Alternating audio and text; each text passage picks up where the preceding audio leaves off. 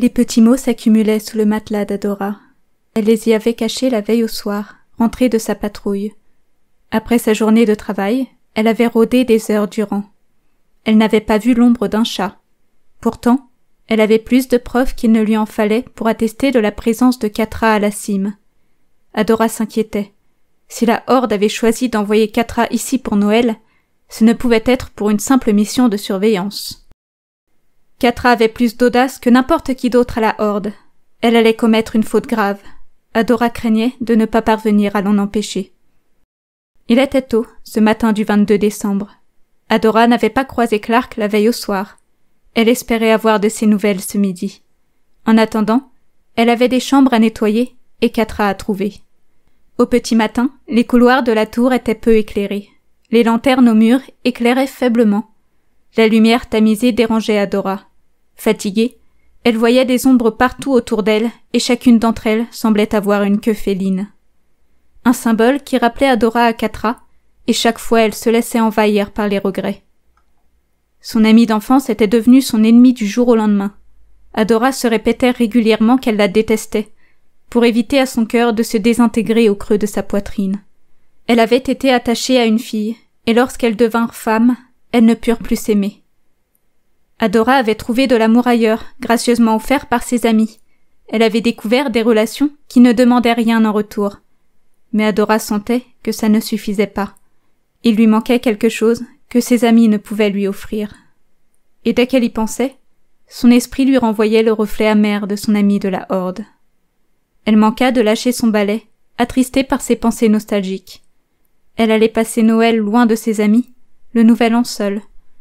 Elle n'aimait pas les fêtes de fin d'année, pas depuis qu'elle avait quitté la Horde. Il n'y avait jamais vraiment eu de célébration là-bas. Mais Catra et elle avaient toujours trouvé un moyen de fêter. Ces fêtes, elle ne les connaîtra plus jamais. Personne ne fête le passage à la nouvelle année comme Catra. La mélancolie la tint longtemps, et Adora laissa les heures passer sans essayer de s'en distraire. Son travail était ennuyeux, et aucun nouvel indice ne voulait apparaître, jusqu'à ce que, en changeant les draps d'un lit énorme, elle fit bouger le lit et sentit un déséquilibre. Soulagée de sortir enfin de son ennui, elle tira brusquement sur le meuble, en cassa malencontreusement le pied, et après un « oups » peu désolé, elle s'approcha du mur. Un énorme trou le perçait. Vu sa taille, Adora s'étonna. Comment avait-il pu passer inaperçu auprès des clients, alors qu'il était à peine caché par la tête de lit? Elle observa l'intérieur. Elle y voyait des ombres d'objets, mais il faisait trop sombre pour les décrire. Elle décida d'y plonger la main. Alors qu'elle tâtait, un claquement retentit. « Ouch !» Un piège à rat venait de se refermer sur sa main. Elle la sortit du mur. Le dos de sa main prenait déjà une teinte bleue. Elle arracha le cadre métallique avec une force qui n'avait rien envié à She-Ra. Nul besoin de super-pouvoir pour se défaire de ce piège, ni pour savoir qui l'avait installé. Un petit mot n'était pas non plus nécessaire, mais le piège ôté, l'un tomba de la paume d'Adora. Cherche mieux, Adora. Évidemment, il fallait que Catra la nargue jusqu'au bout. Adora ne trouva rien d'important dans le mur, remit tout en place en grommelant et s'en alla nettoyer d'autres chambres. Catra faisait la maline avec ses petits pièges ridicules, mais plus Adora en rencontrait, plus elle se rapprochait. « Bientôt, Catra, bientôt je vais t'attraper, et tu regretteras ton jeu débile. » Ainsi se poursuivit ce jeu du chat et de l'Adora, jeu de mots que l'enquêtrice en herbe détestait plus que son job provisoire. Deuxième jour dans les cuisines. Clark ne s'était pas accoutumé à son job. Le comportement de sa formatrice l'empêchait d'apprécier une seconde l'ambiance festive de la cuisine. Lexa lui faisait faire les tâches les plus épuisantes et ennuyeuses qui soient. Hier, Clark avait dû rester 1 heure de plus pour terminer de laver le sol de l'immense cuisine. Épuisé, Clark avait fait un rapide tour de la station et était rentré s'effondrer sur son minuscule lit. Aujourd'hui, elle devait absolument débuter son enquête. Elle n'avait rien entendu d'intéressant la veille. Il était temps pour elle de commencer à fouiner. Elle avait retenu l'ordre des pauses. La sienne sera vers 11h30, avant le rush du midi. Elle espérait profiter de l'agitation pour se faufiler dans le bureau d'un superviseur. « Lynn, va nettoyer le four pendant que je termine les toasts. » Malgré la formation d'un jour terminé, Lexa surveillait encore tous les faits et gestes de Clark. Cette dernière s'exécuta et s'abstint de faire savoir son agacement. Il lui fallait parvenir à attiser la sympathie de Lexa pour que celle-ci relâche sa méfiance. Pendant qu'elle nettoyait le four, Clark s'éclaboussa avec de l'eau et s'exclama « Oh non, mon tablier !» Elle-même ne se trouva pas convaincante, mais la réaction de Lexa fut immédiate et plus prononcée que ce à quoi s'était attendu Clark. « Tu en as reçu sur ta peau ?» Les grands yeux sévères de Lexa l'inquiétèrent. « Un peu sur mes bras, pourquoi ?»« C'est que de l'eau, c'est rien, juste à me changer. »« Ce n'est pas que de l'eau. Vite, viens !» Lexa poussa Clark jusqu'au vestiaire. Elle ouvrit la porte des toilettes et ordonna à Clark de se rincer vivement et longuement. La nouvelle venue comprit rapidement pourquoi. Le seau qu'elle avait utilisé pour nettoyer le four contenait un puissant produit décapant. Elle qui avait souhaité s'échapper des cuisines pour aller fouiner seule, voilà qu'elle se retrouvait dans les toilettes avec Lexa. Peut-être était-ce là un bon moment pour nouer des liens. « Je n'ai rien, c'est bon », fit-elle. « Continue de rincer, on ne sait jamais. » Albert en avait reçu sur les bras et avait une forte réaction allergique le lendemain. Elle laissa ses bras sous l'eau un moment, se demandant pourquoi on ne leur donnait pas plus de longs gants pour nettoyer, plutôt que de prendre des risques inutiles. Le mal étant fait, elle le laissa de côté et tenta de relancer la discussion. « Tu travailles ici depuis longtemps ?» La mine impassible de Lexa ne laissait passer aucun enthousiasme. Pourquoi était-elle aussi réticente à la conversation ? « Assez longtemps pour dire que tu fais mal ton travail. » La petite salle d'eau rapetissa, alors que Clark eut la soudaine envie de claquer la porte au nez de sa formatrice. Elle contint sa colère. Par chance ou hasard, Lexa se tenait dans l'encadrement de la porte et non à côté d'elle. Bien que la pièce soit petite, Clark en fut tout de même surprise. C'était une distance gênante, non une distance respectueuse, comme si quelque chose dérangeait Lexa. « Si tu fais si bien ton travail, pourquoi t'as pas évolué dans l'entreprise ?» Lexa eut une moue étonnée. N'y avait-elle pas pensé auparavant ? Clark ne comprenait pas le comportement de la jeune femme. « Tu sais comment fonctionne l'entreprise, peut-être ?» Question piège. Clark hésita à pousser le débat, par fierté, mais se ravisa. Elle hocha négativement la tête et la baissa vers ses bras. Ça suffisait ainsi. Elle ferma le robinet et secoua ses bras. « Mais fais attention !» s'énerva Lexa en disparaissant plus vite que Clark n'eut le temps de tourner la tête pour la voir s'enfuir. Pourquoi une telle réaction ? Ce n'était que de l'eau. Vraiment que de l'eau cette fois. Lexa avait-elle eu peur de mouiller ses jolies petites mèches roses ? Clark pouffa. Cette situation était ridicule et elle n'avait toujours aucune information compromettante sur la cime. Son service avait pris une drôle de tournure. Après avoir parcouru des dizaines de chambres, Adora en avait retenu la description typique.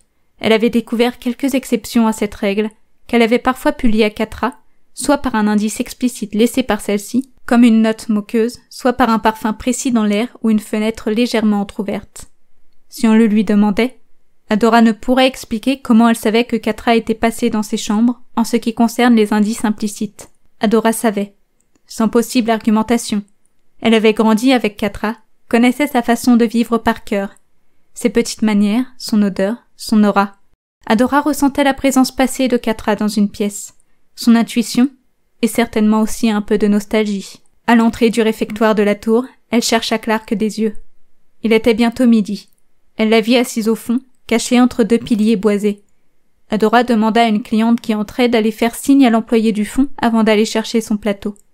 La cliente accepta, bien qu'un peu réticente. Lorsque Clark vit Adora, le soulagement de voir un visage ami l'envahit. Pourtant, elle n'était pas si proche. Elle l'avait jusqu'ici considérée comme une collègue, malgré la proximité entre Adora et les parents Griffin depuis qu'ils l'avaient accueillie à l'Arche.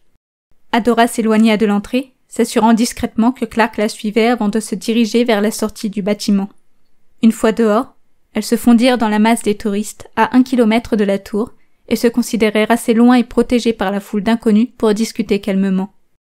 Dans un coin entre deux bâtiments, elles contemplèrent les va-et-vient des vacanciers. « Je n'ai pas beaucoup de temps, d'autant plus qu'on s'est éloigné. »« Je sais, Jacqueline, mais c'est important. Catra est là, j'en ai la preuve. »« Catra, ton ex ?»« Quoi ? C'est pas mon ex, qui t'a dit ça ?» J'ai entendu tes potes parler plusieurs fois d'elle à la cantine. « Beau et Glimmer, je vais les balayer. On n'a pas le temps pour ça. Tu penses qu'elle fait quoi ici ? » « Justement, j'essaie de le découvrir. Mais si la Horde l'a envoyée ici, on ferait mieux de se montrer prudente. Ils font sûrement une sale affaire avec les Woods. T'as trouvé quelque chose sur eux ? » « Rien, je n'ai pas pu chercher. Une collègue Lexa me colle, j'arrive pas à m'en débarrasser. »« Lexa, tu dis ? Ta mère m'a donné le registre des employés il y a 2 semaines. Y a pas de Lexa. À moins qu'elle soit saisonnière embauchée à la dernière minute, comme toi. Non, elle a insinué avoir bien plus d'expérience que moi ici. C'est même elle qui m'a formée. Bizarre. Méfie-toi d'elle. Essaie de trouver des infos sur les Woods et reste sur tes gardes. Je m'occupe de trouver Catra. » Elles se séparèrent et retournèrent vaquer à leur occupation. De retour de pause en retard, Clark prétendit avoir eu besoin d'aller prendre une douche au chalet, ayant des démangeaisons au bras. Lexa lui jeta un regard douteux. Clark décida de ne pas en tenir compte. Cette collègue jouait avec ses nerfs, et Clark ne tiendrait pas longtemps si Lexa continuait de se mettre en travers de son chemin. À la fin de son service, Clark décida d'aller se perdre dans les couloirs de la tour. Elle avait demandé à sa collègue réceptionniste où se trouvait la direction. Elle se trouvait désormais devant la porte close d'Alexandria Woods. Au 3e étage de la tour, au fond à gauche, lourde porte métallique.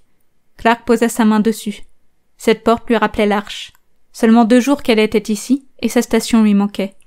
Elle lança un coup d'œil dans le couloir. Les 2 portes les plus proches ouvraient sur les ressources humaines. Personne en vue. Clark essaya d'actionner la poignée. La porte était évidemment verrouillée. La poignée résistait fortement. Ce verrou était complexe. Clark savait déjà qu'elle ne pouvait le forcer. Elle s'apprêtait à faire demi-tour quand la porte adjacente s'ouvrit et Clark se retrouva nez à nez avec Lexa. « Lynn ? Lexa, tu sors de la RH ?» Lexa observa Clark puis la porte devant laquelle celle-ci se tenait. Elle croisa ses mains derrière son dos, suspicieuse. « Tu veux peut-être m'expliquer pourquoi tu es devant la porte d'Alexandria Woods, alors qu'on t'a dit qu'elle est absente en ce moment ? » Voulais une photo. Je l'adore, j'avais oublié qu'elle était pas là. Les mains de Lexa furent déliées par la surprise. Clark trouvait son attitude étrange.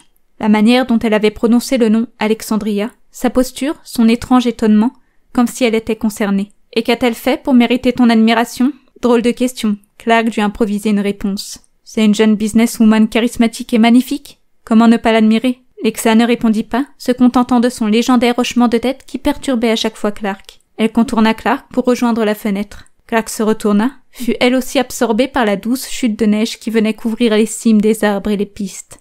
Ce moment de contemplation paisible dura longuement. Clark s'étonna d'apprécier un moment avec Lexa. Celle-ci brisa le silence pour proposer. « Je vais faire du snowboard, si tu veux m'accompagner. Je te ferai visiter la cime. » 1 heure plus tôt, Clark aurait refusé. Mais puisque Lexa était toujours là lorsqu'elle essayait de fouiner, Clark accepta. Par son intermédiaire, elle apprendra peut-être des informations intéressantes sur la station ennemie. Adora devenait folle. Elle avait passé l'après-midi à enquêter. Ses indices concordaient et l'emmenaient à de nouveaux endroits où de nouveaux indices l'attendaient. Catra se jouait d'elle, et plus pour longtemps. Adora connaissait le défaut de Catra qui allait la compromettre. Catra ne pouvait résister à un affrontement avec Adora. Alors, Adora avait laissé des petits mots, elle aussi, persuadée que Catra allait repasser par ses plans pour vérifier que les mots avaient été trouvés. Et le lendemain matin, le rendez-vous était posé. Dehors, à 3 kilomètres du village de la cime, au milieu des pins et rochers, Adora l'attendait. Et lorsque Catra surgit du haut d'un arbre, Adora sourit. « Hey, Adora !» Face à face dans la neige, elles se dévisagèrent. Leurs sourires malicieux redevinrent vite sérieux. « Hey, Catra !»